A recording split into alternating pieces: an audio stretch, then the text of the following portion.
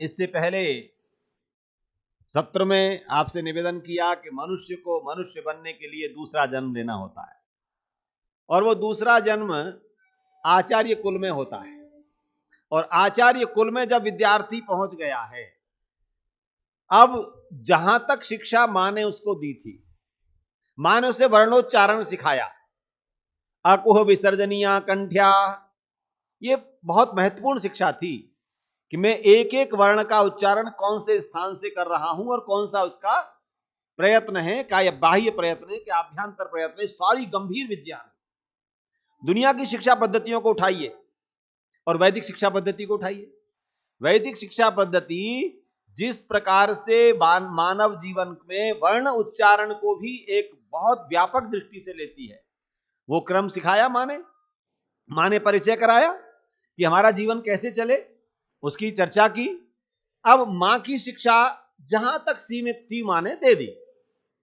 माता पिता के कुल में हमारी वैदिक शिक्षा पद्धति में 5 वर्ष, अधिकतम 8 वर्ष।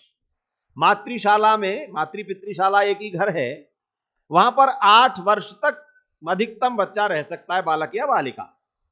आप इस प्रश्न को भी अपने मस्तिष्क में लाइएगा कि प्रायः मनुष्य क्या कहता है कि साहब हमारे यहां तो बेटियों को शिक्षा नहीं दी जाती थी, हमें तो उससे दूर रखा, इनको वेद नहीं पढ़ना। इसलिए बहुत आवश्यक है आप वैदिक शिक्षा पद्धति को जानें। बालक या बालिका दोनों 5 से 8 वर्ष अधिकतम मातृशाला में रहेंगे, मातृकुल में रहेंगे, पितृकुल में रहेंगे। उसके बाद दूसरे जन्म के लिए जिस पवित्र वातावरण में उसे भेजा जा रहा है, समस्त समस्याओं की जननी हमारी वर्तमान पद्धतियां हैं।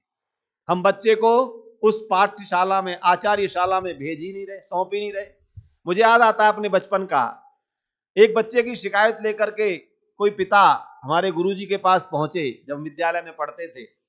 बोले ये बच्चा हमने आपको किस लिए सौंपा है, आप सुधारते नहीं। तो गुरुजी हमारे बहुत सरल थे। मैं 1980-81 की बात कर रहा हूं।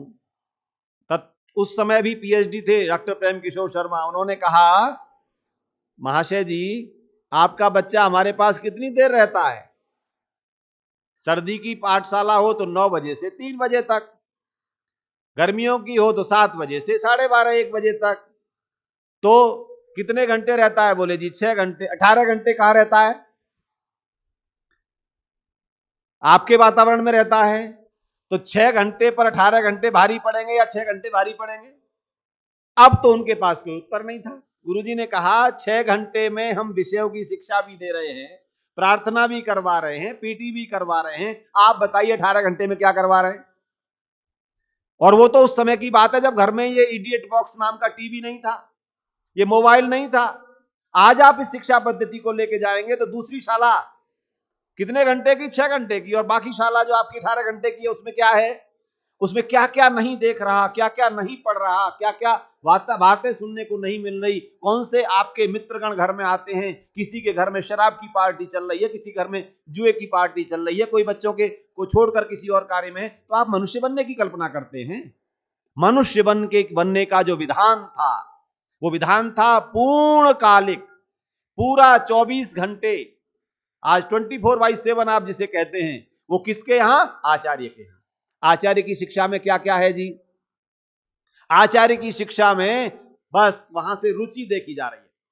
मैं अभी एक गोष्ठी में था, हमारे एक बड़े उच्च कोटि के सन्यासी स्वामी जी ने कहा विनय जी ये वर्णाश्रम पर बोलने के लिए हम वैदिक चिंतन कहां से लें? वैदिक तो विद्वान है वो। लेकिन उन्होंने कहा, मैंने कहा आज की शिक्षा पद्धति में एक प्रक्रिया अपनाई जा रही है, वो क्या है? काउंसलिंग। हमारे विद्यालय काउंसलिंग कर रहे हैं, कह रहे बच्चा क्या रुचियां रखता है, कैसी उसकी क्षमताएं हैं, उसके अकॉर्डिंग, उसके अनुसार शिक्षा दी जाएगी। क्या ये शिक्षा पद्धति नई है? नहीं, ये पुरानी है।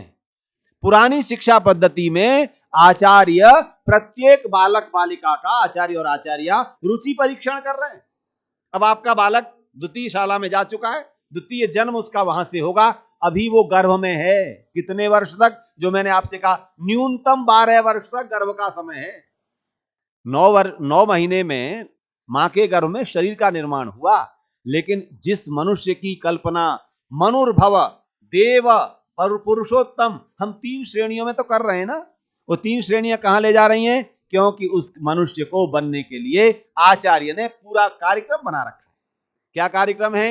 जिस बालक की रुचि वेद विद्या में, ज्ञान विज्ञान में, वनस्पतियों में, नक्षत्रों के ज्ञान में, हमारे ग्रह उपग्रहों के ज्ञान में है, उसे पूरी तरह ज्ञान का पाठ्यक्रम बना हुआ है। क्या आज के परिवेश में कल्पना है? हम एक शिक्षा पद्धति के दास बनकर चले गए, और वो कौन सी शिक्षा पद्धति थी? वो लॉर्ड मैकाले की शिक्षा पद्धति, जिसने हमें मशीन बनाने की प्रक्रिया दी, जिसने बाबू बनाने की प्रक्रिया दी। आज भी स्वतंत्रता के इतने काल के बाद आप देखिए, आपको कितने वर्ष स्वतंत्र हुए हो गए? आपको लगभग 78 वर्ष होने जा रहा है, और 78 वर्ष हमारी शिक्षा पद्धति कौन सी चल रही है? सब लोग बोलते हैं लॉर्ड मैकाले की शिक्षा पद्धति नहीं चलेगी, पर आपके गांव गांव, नगर नगर, हर जगह विद्यालय किसके हैं? क्या वो पाठशाला है? क्या वो आचार्यशाला है? जिस आचार्यशाला में मनुष्य के लिए अलग अलग पाठ्यक्रम बने हैं। कौन कौन से? आप बड़ी आसानी से आपत्तियां कर देते हैं। हम उन तकियानुसी बातों को नहीं मानेंगे, हम उन ट्रेडिशंस को नहीं मानेंगे, हम उन परंपराओं को नहीं मानेंगे। अरे मेरे भाई, जरा विचार तो करो, परंपराएं हैं क्या? परंपरा यहां से शुरू होती है। आचार्य ने पाठ्यक्रम बना दिए। एक पाठ्यक्रम ज्ञान विज्ञान को प्राप्त करने का, दूसरा पाठ्यक्रम न्याय व्यवस्था को जानने का, रक्षा की व्यवस्था को जानने का, शस्त्र अस्त्र के विज्ञान को जानने का, तीसरा पाठ्यक्रम कृषि को, व्यापार को, वाणिज्य, उद्योग को, इनको चलाने का, और चौथा पाठ्यक्रम सेवा करने का। चौथा पाठ्यक्रम कौन सा है? सेवा करने का। जहां पर आप इन तीनों विद्याओं में यदि कुशल नहीं हो पा रहे, यदि रुचि नहीं है उस बालक बालिका की, तो चौथी शिक्षा है सेवा की। सेवा धर्मो परम गहनो योगिनाम अप्यगम्य। ये धर्म है सेवा का, आप इसके कहां ले जा रहे हैं?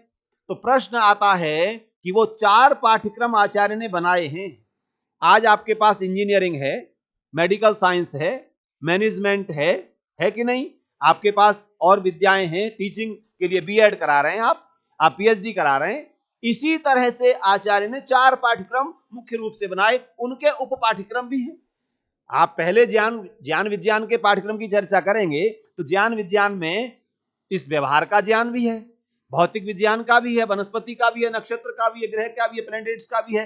ये सारा पाठ्यक्रम बना हुआ है। इसको ज्ञान विज्ञान को प्राप्त करके यदि उसी ज्ञान विज्ञान का आदान प्रदान करना है तो पहले पाठ्यक्रम में शिक्षित होना है। आपको जहां ले जाना चाहता हूं, आप अगले क्रमों में देखेंगे कि वास्तव में उसकी वैज्ञानिकता, उसकी व्यावहारिकता, उसकी स्वीकार्यता, उसकी प्रामाणिकता कितनी कुशलता से हमारे ऋषियों ने बताई, जिसे भूल करके हमने उसे भेद का कारण मान लिया, हमने उसे बंटवारे का कारण मान लिया, हमने उसे विभाजन का आधार मान लिया, हमने एक दूसरे को दबाने का आधार बना लिया। ये हमारी अविद्या है, अज्ञान है। ऋषियों का कितना सुंदर पाठ्यक्रम था, जिसकी चर्चा आगे के सत्रों में मैं आपसे करूंगा।